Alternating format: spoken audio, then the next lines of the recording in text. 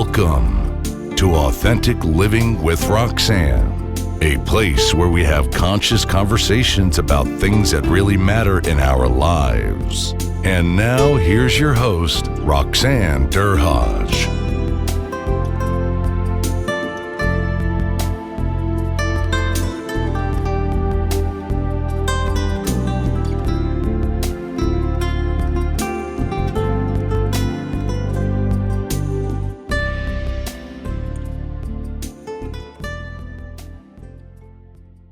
Hi, everyone. It's Roxanne Derhaj. Nice for you to be here with us again today. I'm with a colleague and a friend, Dr. Loubna Noureddin of Mind Market. She is the co-founder and CEO of Mind Market. Loubna has been doing some special work out there in the world of organizational consultancy. So, Loubna, thanks so much for being here with us today. Absolutely. It is my delight and pleasure to be with you, Roxanne. So for some of our listeners, you know that Loubna has been on again in the past and gave us the privilege of being on again. So Loubna, tell us a little bit about your background in organizational consulting and a bit about your PhD, because I think so many people don't understand what's involved in organizational consulting, and I think that's a good place to begin. All right. So I've been in the corporate field, serving inside corporate for over 25 years, and for 5 years outside of it. That gives an idea of the age. I started at 15. So, and I was leading the organizational learning and development function in organizations, and I got really interested in understanding change. I wanted to understand why failed change so much in organizations, and that got me into the PhD process, where through organization leadership did my whole dissertation and work for over 10 years on change and understanding what are the factors that influence managers' commitment and engagement with change, and what are the things that they resent. And what I found out is that managers, after interviewing hundreds of managers do not resent change. On the contrary, they anticipate it, they welcome it. What they resent is the lack of regard for the human side of change. So we truly emphasize the process side of change. We have amazing systems out there and project managers that can implement and execute on change. We do not spend enough time working on the people side of change.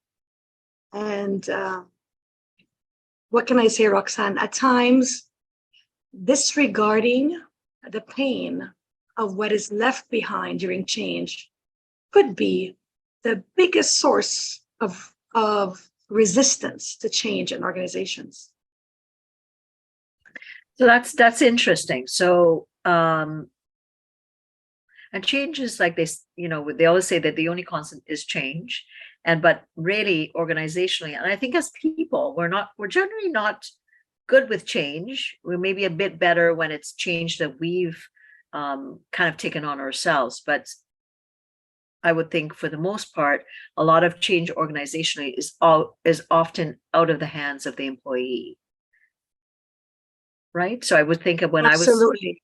when I was consulting at any given point with my portfolio, 65% of the organizations that I was consulting with were in flux of some sort. Mergers, acquisitions, right sizing, downsizing. So that's really, really a constant. And I would say that for the most part, as human beings, we prefer not to have things change, but change is kind of happening all the time. So really, so you found in your research that it's how we dealt with the impact of how people deal with change or like you said, what was left over around change and how companies dealt with that. Was one of the most important things that managers were looking for with change management. Absolutely. And again, the process side of change is well studied and well implemented. And if we look at the project management certifications, for example, the process side is well done. Now, when it comes to relationship building, when it comes to influencing, when it comes to coaching, there's a gap in terms of the human side of change. Communicating the change in a way that makes sense sometimes can be our easiest door in, and yet we disregard it because change is happening so fast. There is no time. I don't think, Roxanne, there's any manager out there as executive level that does not understand the importance of communicating the change. I think every executive that I have worked with truly understands the importance of communicating the change, the purpose, the impact, and so forth, and building that preparation for implementing change. What happens is knowing is different from doing. So we know this is important. However, we're so busy and change is happening so fast, timelines are hitting some kind of crisis, and we ignore the communication part. And that can be detrimental to the change process. About 50 to 70% of change initiatives fail. The cost in organizations reported in the US alone is about $392 billion in failed change. So for every 2 changes in your organization, there is one that might be failing. And the reasons behind it could be one, the lack of regard for or lack of understanding of what is happening on the front line when it comes to change. The second gap could be the lack of understanding for the impact of change. But the third one is the lack of buy-in to the change itself. When we do not have buy-in, change may fail. And there's many, many examples and many case studies of how change can be done right. I've seen case studies from HPCL, for example, a huge Indian company where the CEO knew that there was tremendous change happening, major disruption to the workplace. And this is about an 11,000 employee organization. And him and his executive team decided that we need to do this well, and we need to start from the bottom up. The vision was changing, the purpose was changing, and the global impact of the company was changing, but they went from the bottom up and started teaching and having conversations about the change with their frontline, and intentionally had training sessions for each and every level until the very top. Everyone was involved in the change, and every single person had the opportunity to understand what is happening and what could be possible. And the rewards for the company are documented in many, many journals, including the fact that the vision became so big, way beyond what the CEO even imagined, because of involving the employees. So sometimes the disregard for the human impact on the change can be a reason for failure. So let's think, my thought is, if we know it's such a high level of loss across the, US and globally, what is it that people are remiss of putting that strategy in place? If we know 50 to 75% of change strategies fail, why don't you think companies take the time or make the effort with this data that's out there? For one, it may not be known or common. It may not be common knowledge that change initiatives fail. Another reason is when there's a change in the executive level, whatever change is happening there, it's put to the side and a new person comes in, new change initiatives come in with that person. So that's another one where the change is put to the side, it fails, it may have been doomed to fail, but they don't know that because there's a new person on board. And whenever you have a new executive on board, new change is happening. So that constant feeling of change can be a process that creates fatigue for the executive team, for the senior level team, and for the middle manager. And when you talk about the middle manager, they're in the middle. I wrote an article for Forbes on the role of the middle manager. Middle manager has to manage up and needs to manage down. They need to be the yesers for the up and the influencers and engagers for the bottom. It's a dual role, so it's exhausting. And we cannot continue to force change through a fire hose. The people are choking. It is truly time to stop and consider what specifically do we want to change and what is the priority. You know, I coach executive managers and executive leaders. And when they say we have so many priorities, it's like an oxymoron. This priority is supposed to be one. What is the one thing that is most important to focus on today, this week, next week, this month, this quarter? And when you have too many of those, nothing is important. Everything becomes the same. So having a clear understanding of what is priority can also help change succeed. So we talked about first one is the change in senior leadership. The second one is the amount of crisis happening in the world that shifts things every day. So gears change and not enough attention paid to that. And the third one is not enough time. Executives know the importance of communication. It just becomes secondary or of less importance to more timelines and deadlines and crisis management.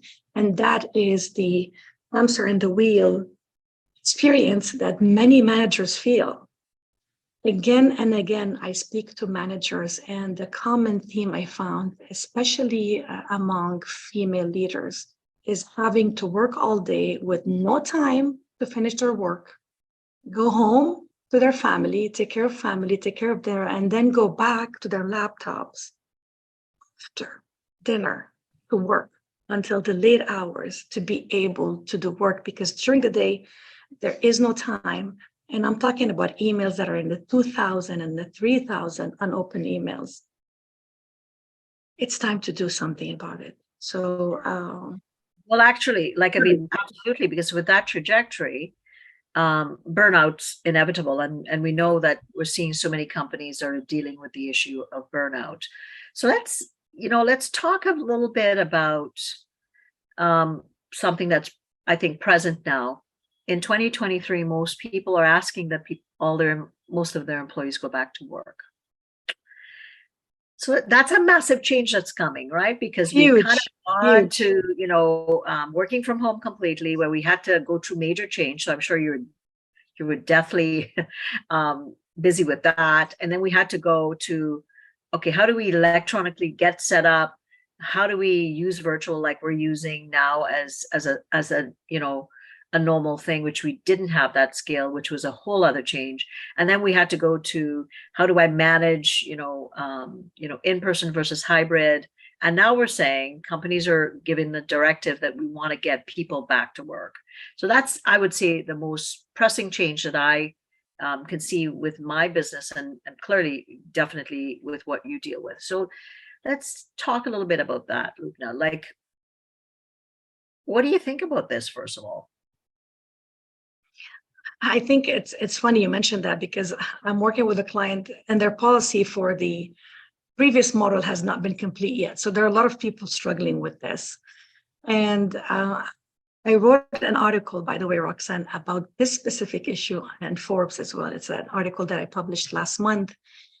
And understanding what is the benefit of the model of choice is of critical importance.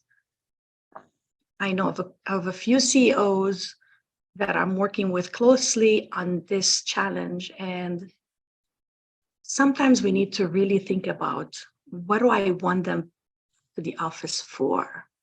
So being intentional about when to ask them to come versus not come, because a lot of people would rather go find another company and work virtual.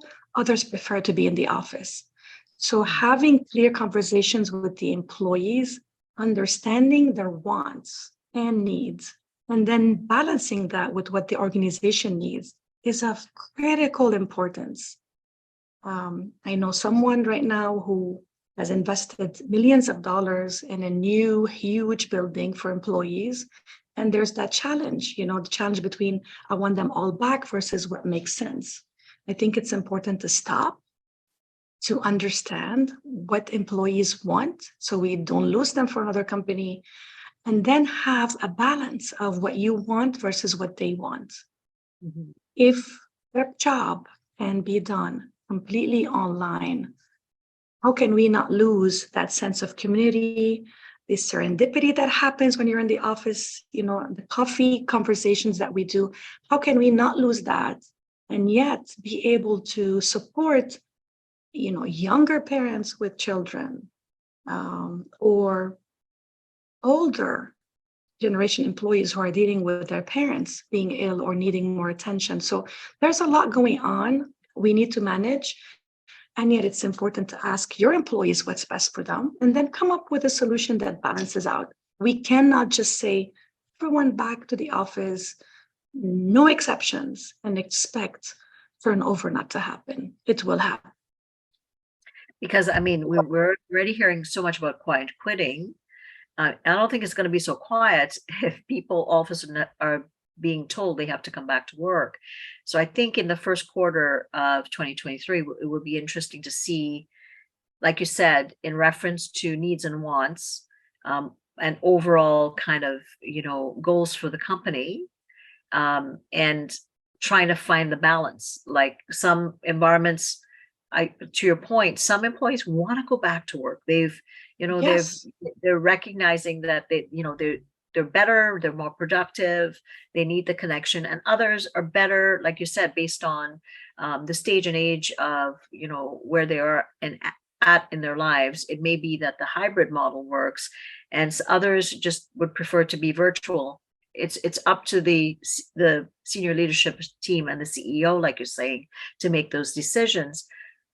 But there's a bit of pressure now that people are saying, most companies are saying that people need to get back to work. And so I think that will be interesting to see how that shakes out, because is it that people are going to, like the Elon Musks of the world that we've been seeing on Twitter, where he's telling people to go back, and the press that he's getting, hopefully people are recognizing some of the things that you're saying, which is, you may have, a multi-million-dollar investment that you need to protect. But if you're not thinking about, the cross section of what's in front of you, percentage wise, in reference to needs and wants of your diverse population, then what, right? The investment, or the return or the loss may be that much more dramatic long term, if you're not kind of looking at what's really in front of you. Absolutely, Roxanne, and holding the conversation, having the space, making the space for these conversations to happen. It's a time-consuming support system. However, it's so important because then you understand your own team and your unique needs for this organization. I think a balance might be a great recipe for some. It's not necessarily the best thing for all.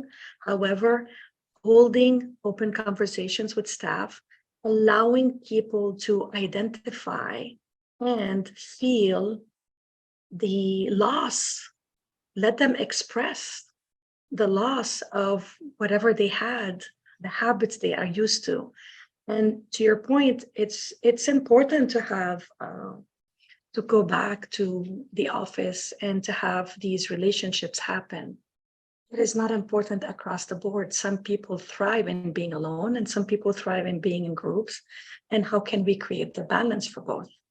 It's not an easy situation. However, it is easily recognizable by having conversations with your teams, understanding their needs, their wants, and their limitations and their fears.